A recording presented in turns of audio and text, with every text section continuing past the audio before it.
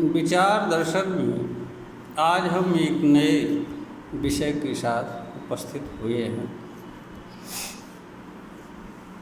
पुस्तक में लिखी गई अथवा बताई गई बातों को लेकर के मानव समाज में अनेक तरह के विवाद, संघर्ष, मारपीट आए दिन होते रहते हैं। ख़ास तौर से यह बात धर्म ग्रंथों के संदर्भ में एकदम सटीक बैठती है। धर्म ग्रंथों में लिखी गई बातों की सच्चाई या उनकी झुठलाई आदि को लेकर के अनेक तरह के विवाद उत्पन्न होते हैं।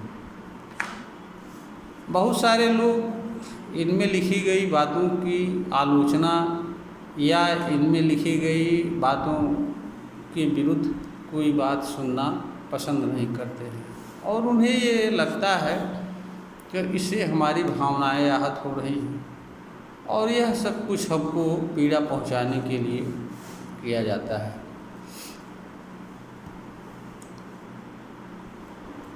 इस तरह के क्रियाकलाप से यह भी प्रतीत होता है कि जैसे लगता है कि ये पुस्तकें भी मानव की पीड़ा एवं दुख का कारण होती हैं, किंतु वास्तविकता में अगर ईमानदारी से देखा जाए तो पुस्तकें किसी भी मानव की पीड़ा एवं दुख का कारण नहीं होती हैं, बल्कि मानव के पीड़ा एवं दुख का कारण उसका अज्ञान होता है। पुस्तकें में जो भी बातें लिखी गई होती हैं वह स्वभाव से जड़ प्रकृति की होती है। वह मानव से स्वतः आकर के नहीं जुड़ती हैं और न स्वतः वह मानव पर किसी तरह का प्रभाव डालती हैं। मानव जब उनसे जुड़ता है तब वह मानव के ऊपर प्रभाव डालती हैं। इसका कारण ये है कि पुस्तक में जो बातें लिखी गई होती हैं वह या तो विचार होता है या विचारधारा होती है। इन विचारधाराओं के साथ उनसे जुड़े भाव जुड़े होते हैं। तो जब भी मानव पढ़ता है या किसी भी माध्यम से पुस्तक में लिखी गई बात मानव से जुड़ती है तो वह मानव पर अपना प्रभाव डालती है। किंतु मानव पुस्तक में लिखी गई बात को स्वीकार करे या न करे अथवा माने या न माने, यह मानव के ऊपर निर्भर करता है। पुस्तक में लिखी गई कोई भी बात मानव को यह बाध्य करने की क्षमता नहीं रखती है कि वह पुस्तक में लिखी गई बात को स्वीकार करे, माने एवं उनका अनुसरण करे, क्योंकि मानव के पास विचार एवं निर्णय क्षमता होती है। विचार करके वह चाहे पुस्तक में लिखी गई बात हो या कोई अन्य बात हो, उसकी सच्चाई की वास्तविकता को जांच एवं परख सकता है तथा यह जान सकता है कि जो बात पुस्तक में लिखी गई है उसका माने मनुष्य के लिए क्या है, उसका अर्थ एवं आशय क्या है, मनुष्य को उससे फ़ायदा क्या हो सकता है, नुकसान क्या हो सकता है, आज सभी बातों पर अथवा उसके लिए उपयोगी है या नहीं है, उपयोगी है तो किस रूप में, आज सभी बातों पर विचार कर सकता है तथा माने या न माने तथा पुस्तक में लिखी गई बात से जुड़े या न जुड़े यह मानव पर निर्भर करता है। हाँ, अज्ञानवश कुछ लोग धार्मिक पुस्तकों को सर पर ढोते हैं, चाहे विश्वास के कारण या चाहे किसी अन्य के कारण से उनको, क्योंकि उनको लगता है यह ईश्वरीय संदेश है, इसे हर हालत में उन्हें मानना चाहिए और जो न माने वह दोषी है, वह विधर्मी है, काफिर है, भटका हुआ है। वस्तुतः इस तरह के विचार भी मानव के भीतर जन्म से भरे जाते हैं, इसलिए भी इस कारण से इस तरह के विचार उत्पन्न होते हैं और इनसे प्रभावित होते हैं। मानव एक प्रकार का गुलाम बन करके इनको स्वीकार करता है। उनको जानने व समझने का प्रयास नहीं करता है कि ये सत्य हैं असत्य हैं, अथवा इनका मानव के लिए उपयोग क्या है, मूल्य क्या है, मानने न मानने पर मानव पर फर्क क्या पड़ेगा, इन सभी चीज़ों पर मनुष्य विचार नहीं करता है। अभी तो वह आँख मूंद करके स्वीकार करता है। इसी का परिणाम यह होता है कि हर धर्म वाले दूसरे धर्म वालों को गलत समझते हैं, भटका हुआ समझते हैं, और उन्हें यह सहज ही प्रतीत होता है कि ऐसा जो है कि वे गलत हैं, उनके क्रियाकलाप गलत हैं, हम अच्छे हैं, क्योंकि हम जो स्वीकार करते हैं वही पाक है, पवित्र है। वस्तुतः इस तरह के चीज़ों के बोध होने का कारण भी मनुष्य का अज्ञान है, क्योंकि मानव को यह समझना चाहिए कि मानव जिस रूप में किसी चीज़ को स्वीकार करता है वह चीज़ उसी रूप में बोध होती है। दूसरी बात यहाँ यह है कि जब एक ही चीज़ के संबंध में अलग अलग लोग अलग अलग बातें कहते हैं और उनमें से कोई एक बात किसी मनुष्य द्वारा स्वीकार किया जाता है तो दूसरे के द्वारा कही गई बात उसे गलत प्रतीत होती है, क्योंकि एक ही चीज़ के संबंध में एक ही मानव दो रूप में नहीं स्वीकार कर सकता है, किसी एक ही बात को स्वीकार कर सकता है। तो जब धर्म ग्रंथों के मामलों में यह बात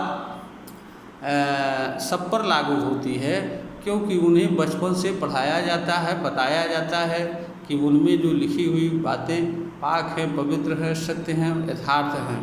इस रूप में उनके भीतर एक विचार बैठ जाता है कि वह उनके धर्म ग्रंथ में जो बातें हैं वह पाक हैं, पवित्र हैं, सत्य हैं, यथार्थ हैं। इसलिए उन्हें दूसरे धर्म ग्रंथों में लिखी गई बातें गलत नज़र आती हैं, क्योंकि जब आप किसी बात या चीज़ को स्वीकार कर लेते हैं तो उसके विपरीत बात एवं चीज़ आपको स्वीकार नहीं हो पाती है।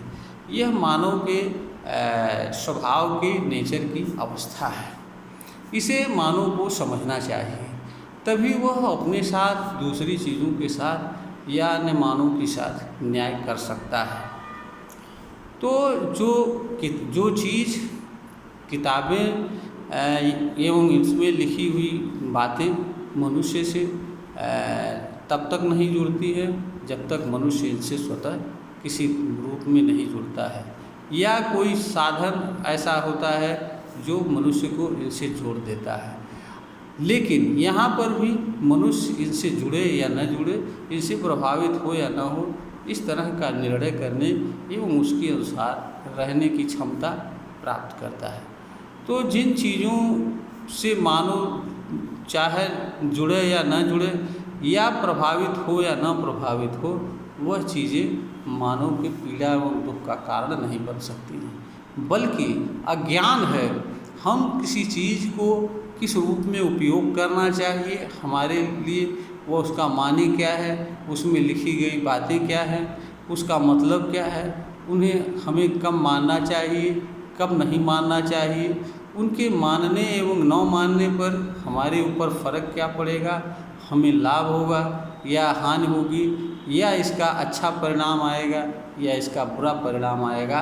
अगर ये बात विचार करके हम किसी पुस्तक में लिखी गई किसी बात एवं चीज़ को स्वीकार या अस्वीकार मानते अथवा नहीं मानते हैं तो इसमें दोष हमारा है, पुस्तक का नहीं है।